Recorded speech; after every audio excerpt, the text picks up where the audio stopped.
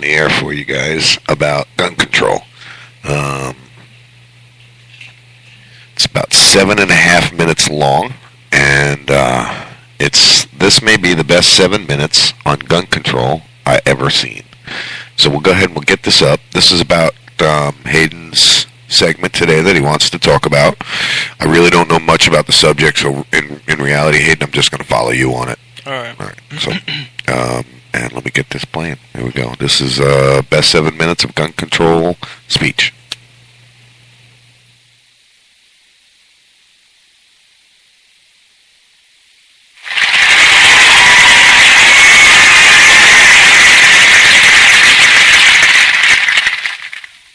And now, we must turn to the issue of gun violence in America today. Because the latest mass shootings in Aurora, Colorado, and Newtown, Connecticut leave us all, liberal and conservative, Republican and Democrat, appalled and disgusted at the carnage. Now, some people, and that includes many of you in this room tonight, want to place the blame for this horror on things like 30-round magazines or semi-automatic rifles. We want to blame something, anything that we can control. But what we really want to ban is violence and murder and insanity.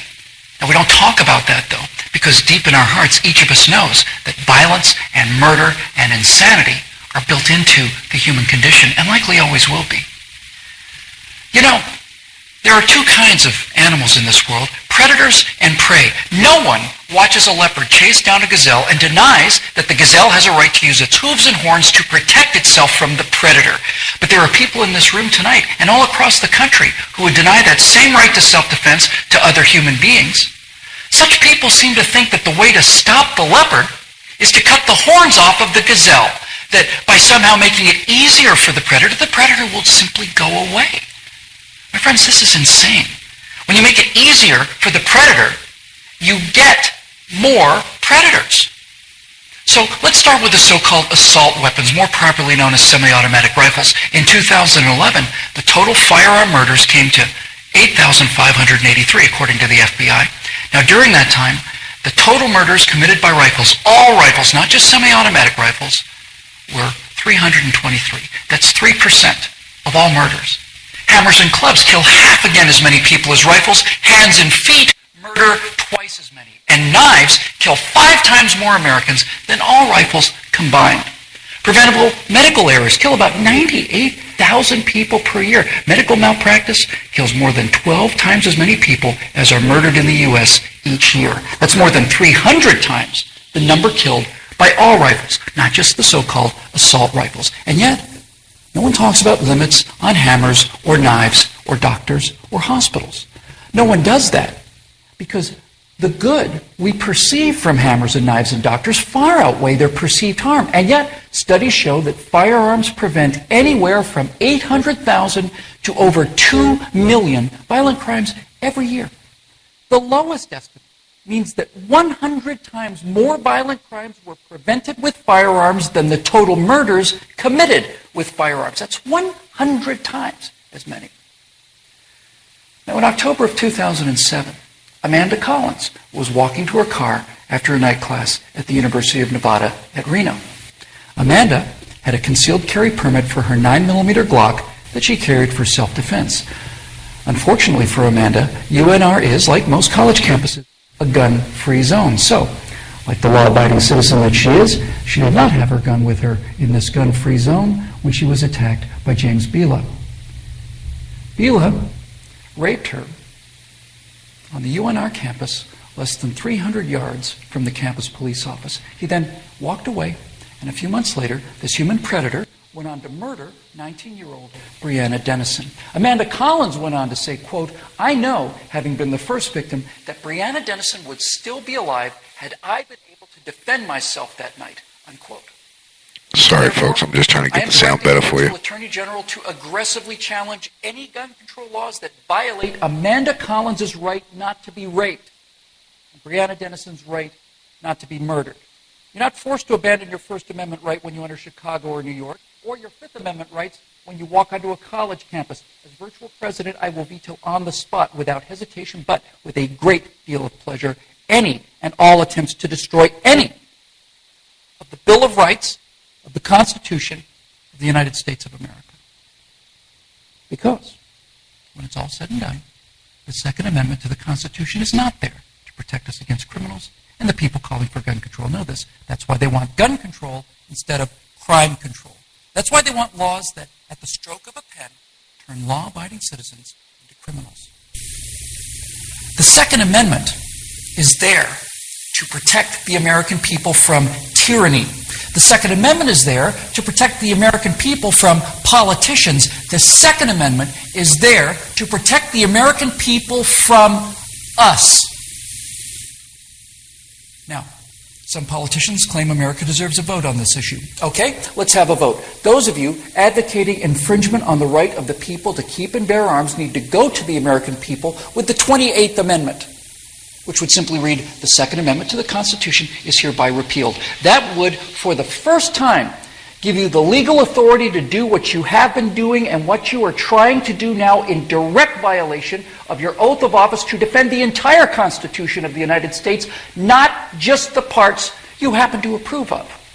So go ahead, go to the American people and tell them that ultimate power is no longer to be vested in the people who can't be trusted with that power according to you. Tell them only the government can have that power now. You go out there and try to convince the people of the 38 states that you're going to need to get that amendment passed to agree with your opinion of them versus their opinion of you. I dare you. 12 million unarmed men, women, and children were unable to resist being murdered by their own National Socialist government in Germany. Perhaps 50 million unarmed men, women, and children were murdered by their own Union of Soviet Socialist Republics. 50 million Chinese murdered by their own government under Mao, who also disarmed his people. And in Cuba, and in Vietnam, and in the killing fields of Cambodia. Now you say that can't happen here? You say we're protected? By what? By the Constitution that you're in the process of destroying? You are in violation of your oaths of office by so much as introducing this legislation, let alone passing it. My fellow Americans, the previous inhabitants of this chamber watched as 100 million people were murdered after being disarmed by their own governments. Every single one of those men, women, and children were as real and precious and irreplaceable as the children at Newtown. And I tell you here and now that I will be if I will let that happen to the American people.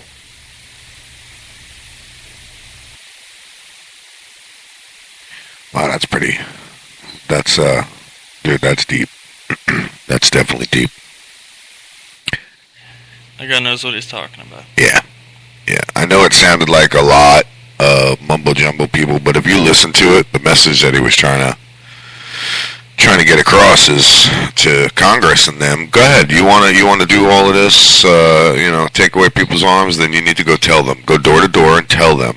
Tell them you're taking away their right to bear arms. Tell them you're taking away their right to eat apple pie on Sunday. Tell them you're taking away their right to go to the grocery store and buy whatever they want. Tell them that we're going to start putting walls up around their towns, policing our own citizens. Well, they pretty much already did, but they did it in secrecy because they're scared. Yeah, well, it's only going to get worse. You know it as well as I do. If Paulie was here, he could tell us a lot more about what's going on in Paulie's own opinion there, because everybody has their own opinion. Yeah. That's basically what this show is all about, is opinions. Go ahead. It's like a lot of one thing that people don't know, I'm sure. One thing a lot of people don't know. Do you know about martial law? Oh, yeah. Well, did you know that in secrecy President Obama signed us into martial law? What do you mean? President Obama signed us into martial law. He executed the order of martial law secretly? Mm-hmm. So, at this point, our country is slowly becoming into martial law. Yeah. Why do you think the police forces are becoming militarized? They're becoming private military organizations rather than police organizations, so that they can have more power over us. Well, hopefully there's more people out there in the United States like myself, like Paulie, like my brother and sister and some of the groups that I belong, that will stand up and fight for our rights against these gangsters with badges. That's basically how I can put it.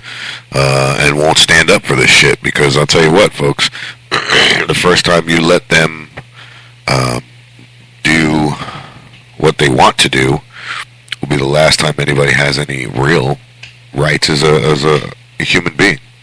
Because then you're looking at perfect example. You guys want to think back, Clint Eastwood made a movie a long time ago about Soviet Union and the things that were going on over there, and the walls and the guards walking around, and you'll have to have papers. You want to go from county to county, you're going to have papers proving who you are and where you're from, and if you fuck up at the, pardon my French, if you screw up at the county line, they'll kill you.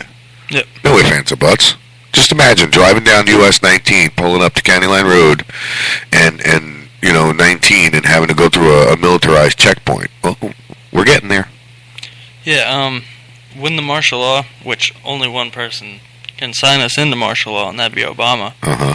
And he's already signed the forms and everything he needs to, just write all that. All he's got to say is, boom. Yep. So, all of our corporations and everything will shut down in the United States, and they will be able to control who runs what, who gets and what, how, Great. what they make, and they get first pick of everything they make. So, whoever manufactures firearms, they get first pick of that. Right. Yeah. And so, knowing our government, they'll take everything they make. So, no one will be making any money. Everything will be under close supervision. Right. Everything's going to be controlled. Under lock and key. Yeah. Yep. Food, everything, I would assume. Food, yep. Yeah. They control water. Everything. Everything. So for those of you who, grew up in the 70s and watched all those movies of the USSR and Germany and all of that under all of that martial law, because that's basically what that was, martial law, the government just controlling your life completely. Guess what? We're heading right back for that kind of shit. But I don't get it. People are blind. Yeah. I don't take that to open their eyes. Quick little plug from Tia here. She's not with us this morning. Hey guys, this is Tia, and you're listening to Talk Shit Radio. Hey. But so we're talking about some gun control. It's Hayden and myself in the studio. Phone number, folks, is 352-410-2084. Go ahead and give us a call up if you're listening to us live. I got a shout out. I actually got to get over to. I was talking to a young lady, a fan of the show, on the old Facebook there. Let's see if I can't find it. And she shared it. She commented on our status. Very supportive girl. And as soon as I pull it up, I will give the shout out. Okay, so Caitlin Nugent says that we are great, and she listens to Talk Shit Radio every chance she can. Paulie was the one who turned her on to the show. And I'd like to give a shout out to Caitlin Nugent down there in Hudson, Florida, for checking out the show, listening to us, and all in all, I guess just hanging out with Talk Shit Radio and sharing and all of that kind of stuff. And Caitlin, if you're out there and you want to call in and talk some shit, give us a call, 352-410-2084. We're live right now in the immediate area, and we'd love to hear from you. What else you got going on, Hayden? You want me to move on with some of the shit that I got while you're trying to get up the rest of your stuff? Yeah, you can go ahead and talk about what you want to talk about. I ain't got really much. It's just the normal stuff. Tampa, weather's going to be the same shit. It's already raining outside the studio now. Let's see. One thing, I do have a few interesting things. We got...